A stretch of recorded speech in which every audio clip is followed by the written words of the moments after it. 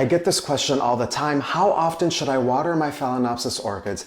And in order to get your orchid growing brain juices flowing, I've compiled a list that will get you thinking a little bit differently. Here are 5 scenarios for watering in decreasing order of drying out. So the first scenario dries out the slowest, and the last scenario will dry out the fastest. Of course, there are more than these, and there are many factors to consider, but let's do this. Number 1, orchids in plastic pots in sphagnum moss and growing in poor light. This is a recipe for rotting, and it could take several weeks to dry out. I'm not saying that sphagnum moss can't work. I actually love the medium myself.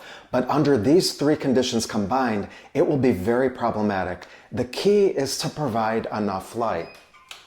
Number 2, orchids in terracotta pots with sphagnum moss. I actually love this combination because terracotta pots are breathable and allow the sphagnum moss to retain some water, but it'll dry out in a reasonable amount of time. Number 3, orchids in plastic pots in a bark mix. This can be a close tie to the previous one depending on the size of the bark and the lighting conditions, but this generally will dry out faster when compared to sphagnum moss. Number 4, I don't have this configuration, but orchids in terracotta pots with a bark mix. Especially mixes that have huge pieces of bark.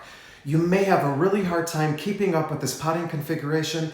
It can work really well as long as you can keep up with the watering, but why make it more difficult for yourself? Number 5, mounted orchids. These dry out super quickly, and often they need watering daily, depending on your light and temperature conditions. As you can see, there are a lot of factors and even a lot of other scenarios that I can go through, but if someone wants to tell you exactly what frequency to water your orchids, take it with a grain of salt, because their growing conditions and potting configurations are different than yours.